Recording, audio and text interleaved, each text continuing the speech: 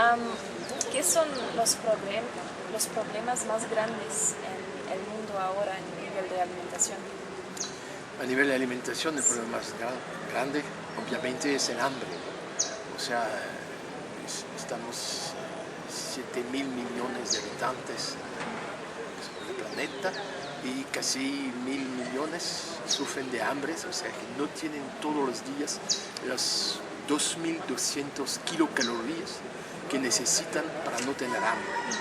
Y después viene la subnutrición, la malnutrición, o sea, carencias en unos elementos importantes que son proteínas, vitaminas, minerales y todo eso.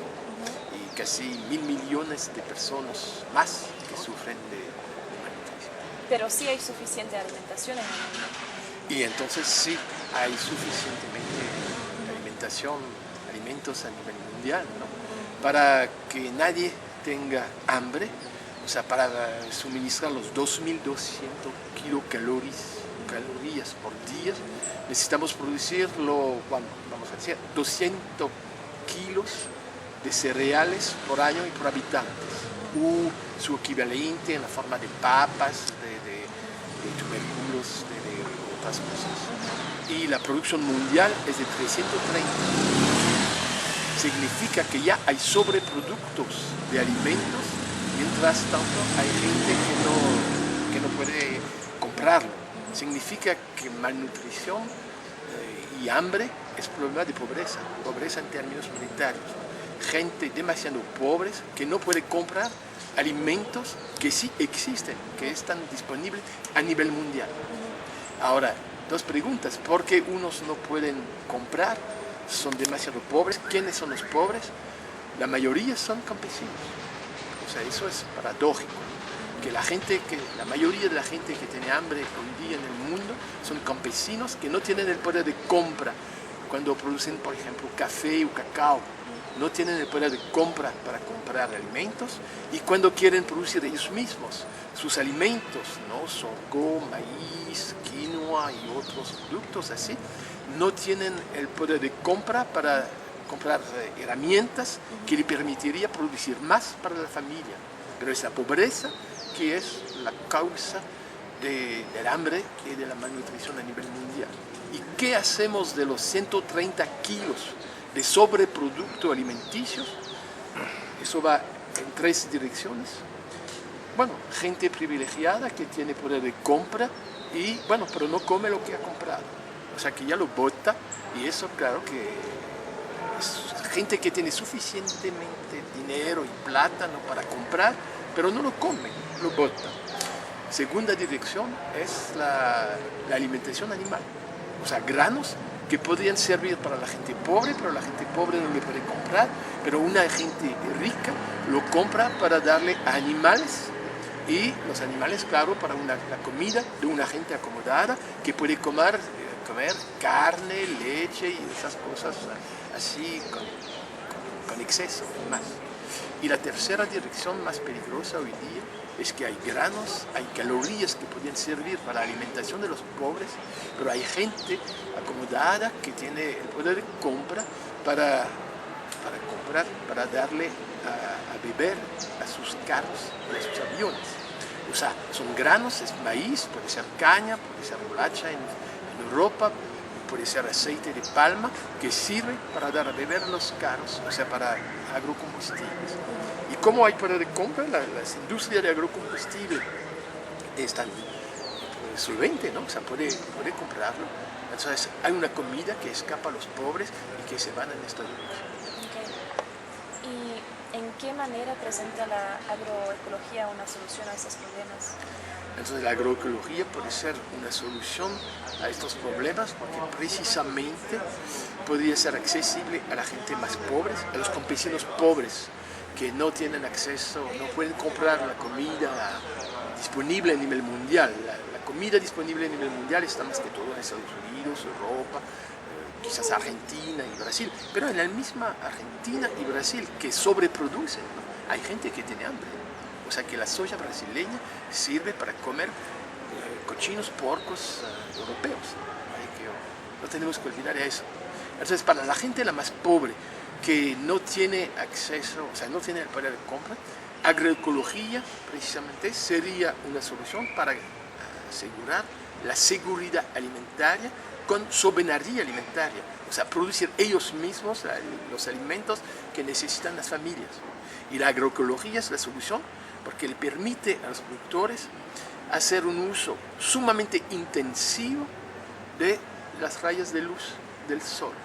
O sea, la energía solar son las plantas que transforman la energía solar en energía alimenticia.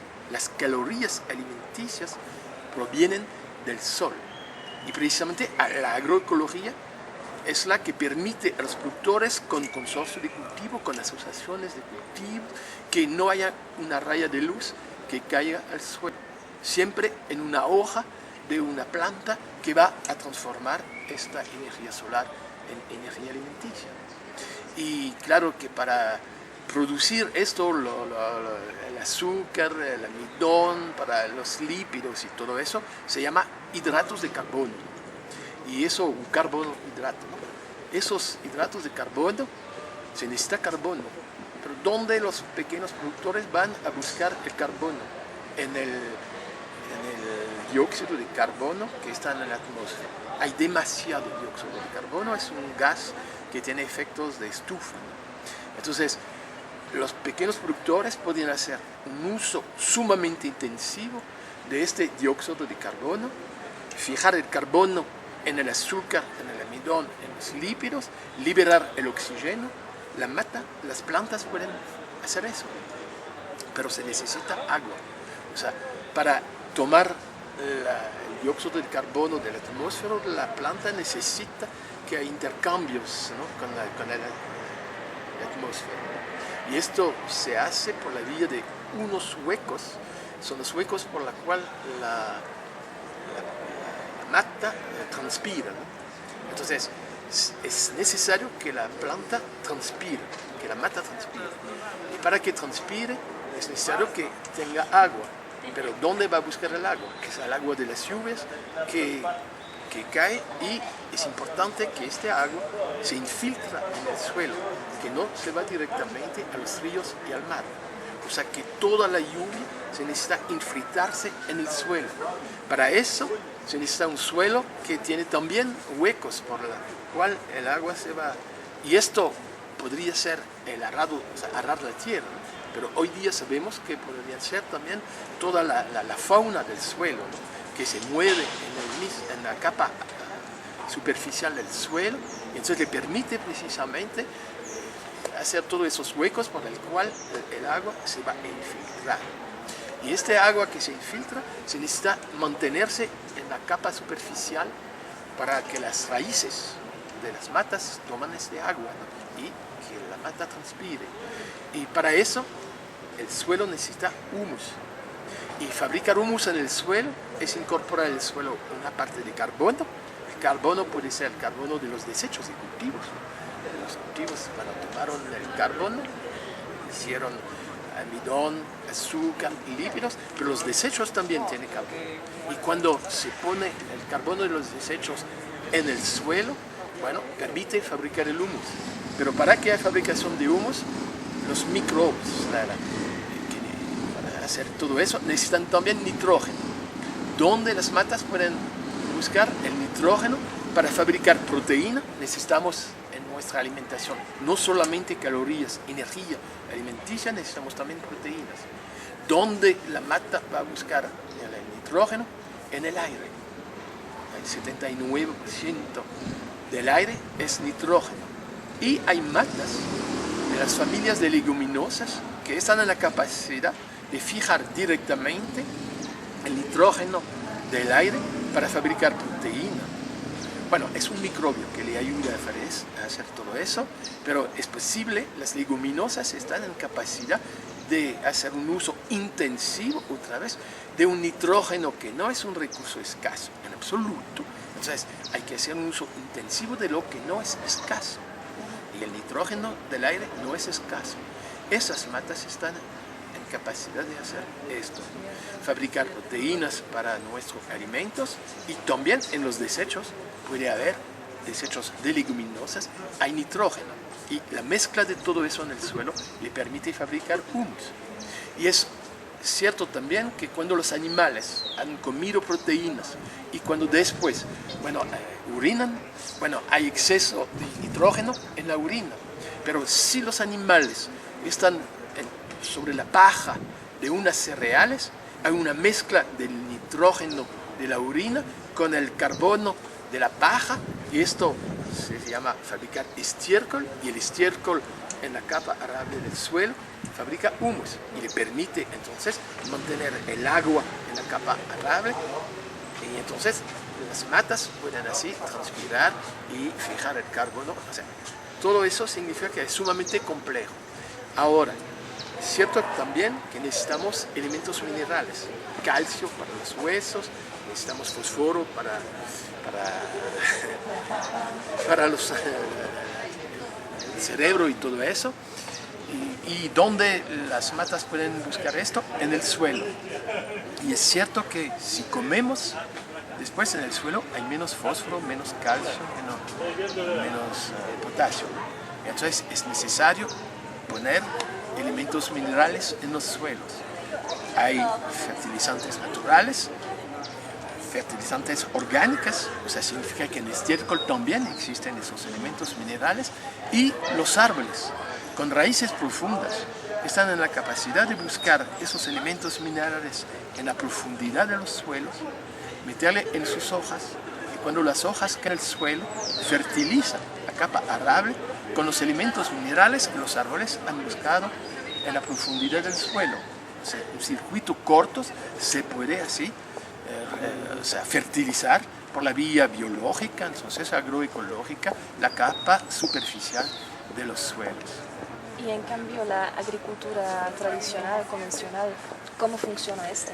La agricultura, vamos a llamarle industrial, que son empresarios agrícolas que necesitan maximizar el retorno al capital invertido, ¿no? Y entonces para ellos lo más importante es poder producir a un costo barato, pero no haciéndolo como los pequeños productores, un uso intensivo de los recursos naturales no escasos, pero más bien comprando máquinas, unas máquinas costosas, es cierto, pero para amortizar esta máquina con grandes superficies, practican el monocultivo. Y el monocultivo es todo lo contrario. Si es caña, es carbono. ¿Y dónde está el nitrógeno? El nitrógeno quizá está en otra provincia. Si crían puercos, por ejemplo, no lo mantienen sobre la paja, y cuando hay la orina, hay exceso de nitrógeno, y el exceso de nitrógeno no fabrica humus, más bien contaminación de aguas para los ríos y más tarde el mar. Entonces, la especialización extrema de la agricultura empresarial para maximizar el retorno al capital invertido, ¿no? La tasa de lucro, es todo lo contrario, ¿no? Significa precisamente que no se hace un uso intensivo de los recursos naturales que no son escasos, pero más bien hacen uso de maquinarias, de energía fósil para esas maquinarias, de insumos de síntesis, ¿no? como urea, como amonitrato y esas cosas. Y es rentable porque producen a gran escala, solamente porque producen a gran escala. Pero cuando producen a gran escala con grandes máquinas, significa que no generan empleo. Cuando hay sustitución de una mano de obra agrícola por una máquina, hay menos desempleo en los ranchitos, en los pueblos jóvenes, en las afueras de las ciudades, ¿no? Entonces, que no es conveniente con el interés general. Okay. Y para terminar, en algunas palabras, ¿podría dar un tipo de definición de la agroecología? La agroecología, la primera definición para un científico, es lo que la agronomía hubiera tenido que ser siempre. O sea, reconocer como científico que el objeto de trabajo de los productores no es la tierra, no es el rebaño, no son las matas, así, pero un agroecosistema sumamente complejo. Y precisamente creo que los agrónomos, los agroecologistas, los científicos deberían hacer investigación para explicar el funcionamiento sumamente complejo de esos agroecosistemas, que son los ciclos del nitrógeno, del carbono, del agua, de los elementos minerales, pero también de los predadores y de los predadores de predadores, o sea, de los equilibrios a nivel de enfermedades y todo eso. Hay que entender toda la complejidad del agroecosistema. Y una agricultura que se refiere a agroecología es la que precisamente dentro de esos agroecosistemas tratan de hacer el uso más intensivo de los recursos naturales que no son escasos, el uso lo más económico, o sea, lo menor posible de la energía fósil y ningún agrotóxico. Porque los agrotóxicos, el problema es que se traduce con un desequilibrio total de los agroecosistemas y después hay que corregir las enfermedades con medicamentos, las carencias de elementos minerales con insumos químicos y unos tóxicos, y eso es gravísimo. Sí. Ok, bueno, tal vez una última pregunta. Sí, ¿cómo no? ¿Cuál podría ser el problema con agroecología? No sé. El problema con la agroecología, el problema mayor es que sea una agricultura artesanal, o sea, requiere trabajo. Entonces, en países donde hay desempleo no es un inconveniente, obviamente, más bien hay que generar empleo en el campo, ¿no? Entonces, no es un inconveniente para el interés general, pero para ser competitivo en los mercados con los grandes empresarios, eso es imposible, porque si hay que competir con los grandes empresarios y vender el producto bueno, sano, a precio sumamente barato, no permite compensar la importancia del trabajo que hubo que invertir para producir esos productos sanos. Y entonces el primer problema de la agroecología es que como es artesanal, no pueden competir en los mercados internacionales a precio barato. Significa que hay que reconocer con signos de calidad para que los consumidores compran a un precio más alto el producto sano. Pero comprando a un precio más alto el producto sano, también el consumidor tiene menos costo, porque su esperanza de vida en buena salud va a aumentar. Los que consumen productos industriales a precios baratos, claro que el precio de su leche parece barato, pero al final el costo es que cuando hay que curarse de las enfermedades. Pero la población pobre no lo va a ver así. Y entonces es cierto que el problema es que para promover la agroecología no es suficiente tener buenos agrónomos y agricultores, agricultura artesanal y todo eso, pero también hay que cambiar la repartición de los ingresos a nivel de los pueblos. O sea que el problema mayor del mundo, el hambre, la malnutrición, se debe en primera causa a la inequidad en la distribución del ingreso monetario a nivel mundial. Una gente que sobreconsume y que se puede pagar productos sanos, pero más bien que consume carnes con exceso y le da a beber a sus carros y sus aviones, y una gente demasiado pobre que ni siquiera puede comprar las herramientas que lo podría permitir producir para dar a comer a su propia familia. O sea que no hay porvenir a la agroecología si no hay un cambio social drástico que permitiría una repartición mucho más igualitaria, mucho más equitativa de los ingresos a nivel mundial. Muchos desafíos entonces. Sí, no es solamente un desafío ecológico, es también un desafío económico y social. Perfecto.